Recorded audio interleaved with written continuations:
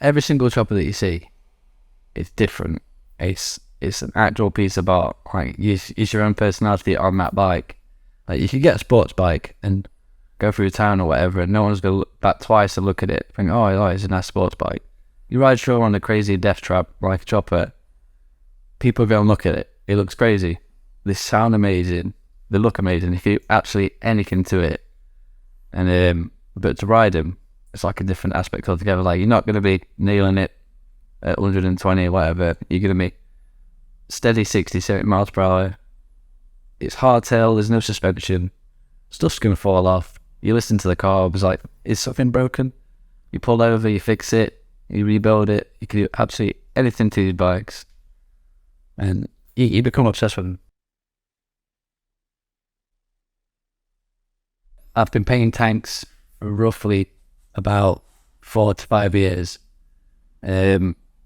Started off on my own stuff, painting like Warhammer and fantasy designs, and then people liked it, wanted me to paint stuff on their tanks, and were willing to pay for it. So started painting stuff on their tanks, and they just got better from that. Well, sit there, Doc. Well, I think my mum painted when she was young. Like, she painted, she went to art college, and that's pretty much how I started off, is learning from her. Did art in school, but every time I wanted to paint in school, it was stuff that I wanted to paint, not what they wanted me to paint. So I do like live art classes, but I didn't want to paint in there. What they were teaching me, I wanted to paint fantasy. Everyone ended up going on pit bikes every now and then I got into as a kid this is, so I've learned from a mistake, but I got into robbing bikes. So I robbed a few pit bikes every now and then, take them around the field, race them around, and then I found out that was a bad idea. I shouldn't be doing that kind of shit. Stopped doing that, got my first 125 to get to work. Mate Sean had a Harley Davidson, which I'd never seen a Harley Davidson before, at work. He let me go on it. Not sure why, but he let me go on it. Second day I had to go on it, I leave with that spike that I want to get, and ended up getting a Harley from there. So the first tank I painted, I kind of threw myself like quite in the deep end. It was I had an IN883 Sportster. At the time that I was painting like different stuff, I was like listening to Emperor ST album. Like, the album cover was like a pale horse named Death. That's the first thing I painted on my tank, but I used a completely different paint, like experimenting, trying to get exactly what I wanted. I did different aging techniques and kept adding to it as I rode.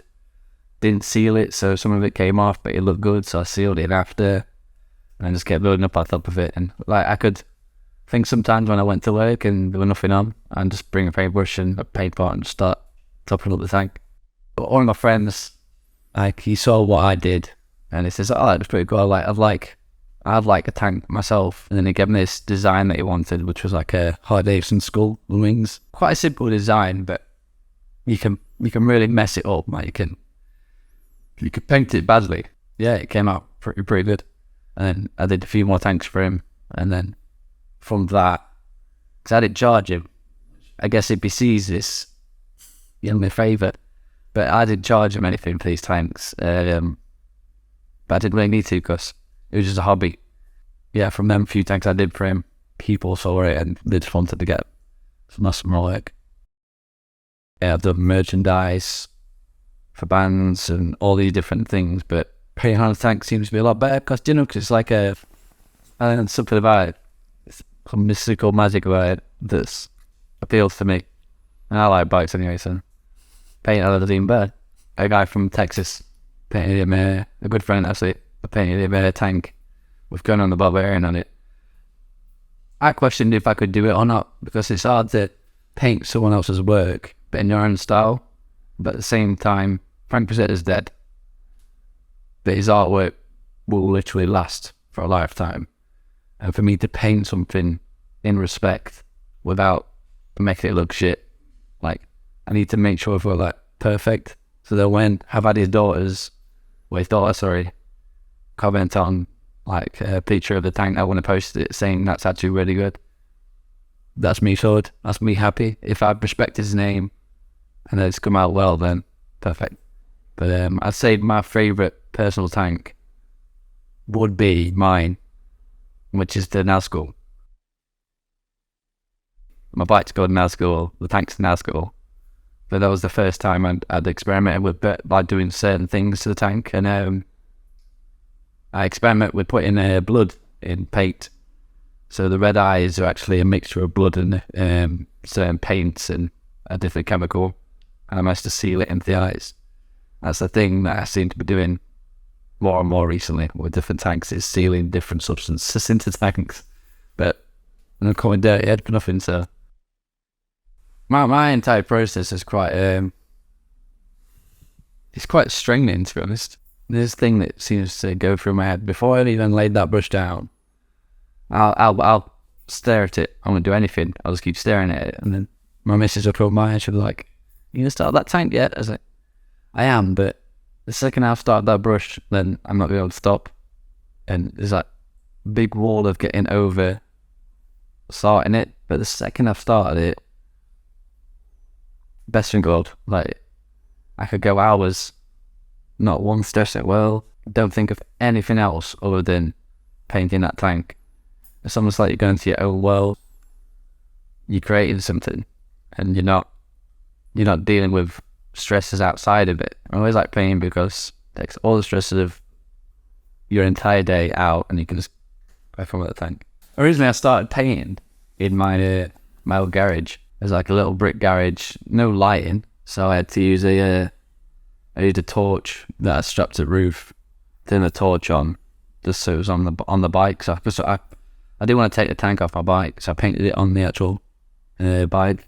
I made a little studio for myself, because it'd be like a good area, because you want somewhere that you can like go into, disappear, and all your work's in there. The walls are surrounded by artwork that you want to be inspired by.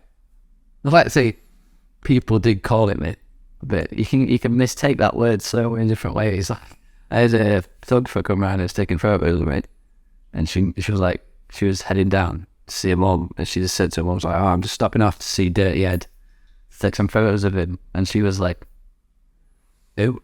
Story behind it is, because I've always worked in dirty jobs. I've worked in magnesium forges, I've worked as a blacksmith, I've worked as like forging car parts, making medical bone replacements now.